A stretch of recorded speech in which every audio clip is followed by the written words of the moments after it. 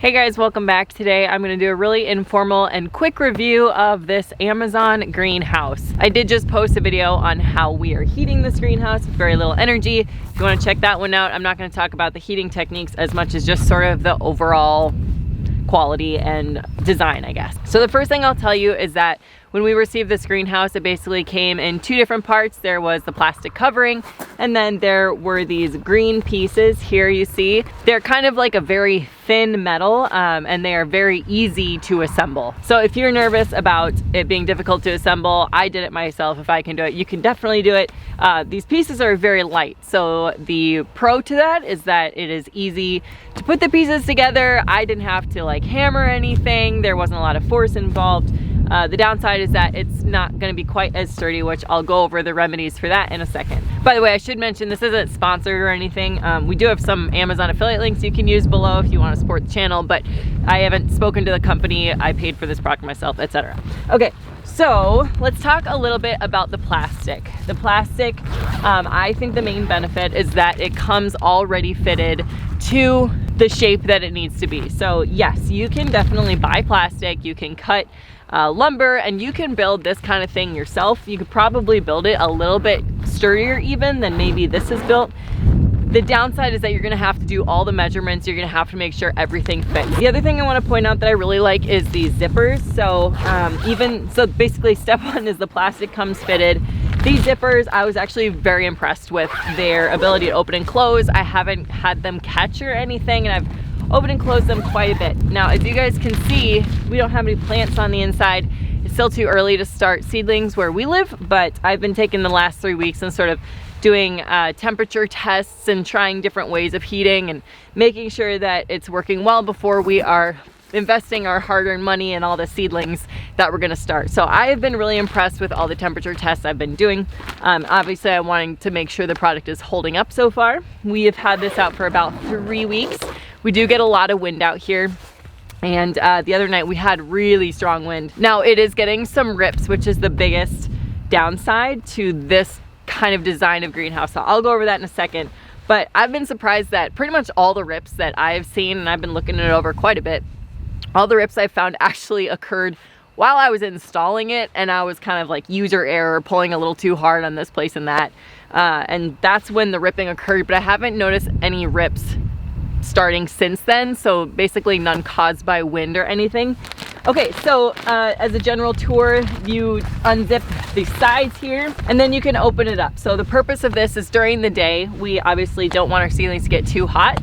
At night, the greenhouse helps to keep the heat in. Then during the day, it would get really too hot for seedlings. So that's why when the weather starts warming up, I would be taking these, I would be opening up these during the day, allowing more airflow, etc. So down at the bottom, what you'll see is that the plastic extends a little bit. And that's so that my understanding is it helps block any drafts on the inside, but we like to use it to cover with pea gravel. You can also dig it into the ground if you want to do it that way. But I don't dig in these flaps here. I pretty much just always leave those uncovered. We don't have to dig it in because what we did is we staked it to the ground. So I'll show you a close-up of that. So I don't know if you can see here, but we have a little yellow stake, which I just tied with some string. I didn't even have to pound it in or anything. I guess it depends on your soil, but I just sort of pressed it in there and then I tied it in for good measure. I just tied it around this little piece here, and I do have that at all 4 corners, and that has been doing a fantastic job of keeping this from blowing away. Now, I don't want to overstep my bounds here. You do what you want to do, but I would say if you get one of these, that is pretty much a non-negotiable. You're going to want to stake it down or tie it down really well.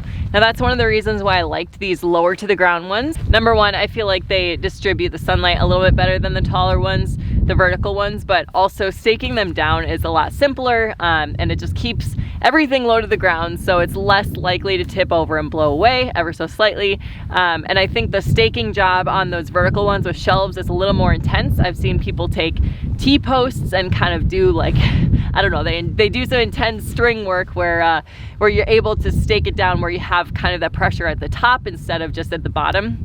Because if you only stake it down at the bottom, if it's really tall, then there's still a chance it'll blow over. So that's why I like this one. I think it was a little bit more simple, but if you already have one of those tall ones, don't feel like you have to go out and buy a new one or anything. I'm sure you can make that work. You guys can probably see back there we have some moving blankets. We just cover it up at night.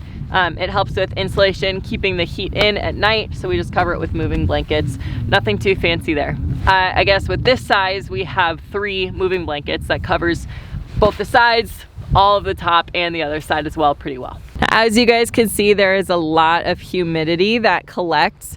That's really because we have, partly it just will collect humidity, but we also have these water buckets in there. They're in there to help keep things warm, but because they're uncovered especially, it keeps things really, really humid. I am probably gonna cover up those buckets before we put actual seedlings in here or seeds in here, because even though humidity can help with germination after a few days, it can definitely cause some problems, some mold problems and fungus, that kind of thing. So I will be covering those up, and hopefully that will reduce the humidity to a more reasonable level. What happened was when I was tying it, it wasn't lining up perfectly, and basically we started getting little rips. Now, again, I've been pretty impressed that these rips haven't been getting worse with all the wind we've been getting, but I'm gonna show you what we're gonna do to repair that right now. So all I've got here is some packing tape. I'll link everything in this video below for you as usual. Packing tape, some scissors, and we're just gonna cut some tape and we're gonna put it right over that little hole.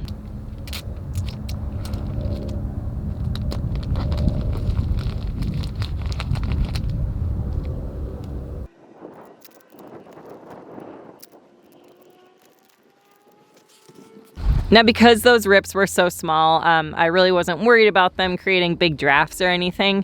So the main purpose of the tape is to keep it from getting worse. I just like to use packing tape because it's clear and I have found that it sticks well, but if you guys have something you prefer to use instead, I would love to hear about it in the comments. If you want a bunch of measurements and kind of how different insulation and heating factors affect the greenhouse, that's gonna be in the other video, but I can give you kind of average numbers right now. When we heat with the aquarium heater, the buckets of water, we insulate at night, and we keep it on the pea gravel. We've been keeping the greenhouse approximately 15 degrees warmer than the outside, and that's even when the outside was getting down into the low 20s. Now that's at night, so that's kind of the worst case scenario, but during the day when the sun is out, it is not uncommon to see a temperature difference with even using no power on the inside. It's not uncommon to see a temperature difference of even 40 degrees. So we have seen it 40 degrees outside and over 80 degrees inside. So obviously that's why you're gonna wanna open up these flaps in the front. So if you are sort of DIY challenge like me and you're more interested in gardening than construction, then this might be a viable option. The downsides are that it does rip easily and it does blow away easily. So I'd really recommend staking it down. I'll link some similar stakes for you, and probably prevention is the best medicine when it comes to just the rips and tears. If you see any, repairing right away. Now obviously this is our first season with this one. We've used the stand-up greenhouses before, and our biggest problem with those was that they blow over. So that's why I picked this lower to the ground one. If something happens and if I'm like really unimpressed with the quality or something, I will pin a comment below with any updates. So check those pinned comments to see if anything changed. But as of right now, I think it was well worth what we paid for it. And as long as you're aware of kind of the cons and the reputation going in, and just be aware of the fact that it probably won't last more than, I would say a couple seasons. It might go 3, might go 1, depending on your climate and your environment. So don't plan on it lasting you forever, but if you want something for this year and maybe next year, this might be worth looking into. I linked everything for you as usual. Hope this was helpful. Please leave a comment below with your experience if you are familiar with this type of design, and thanks for watching. We'll see you next time.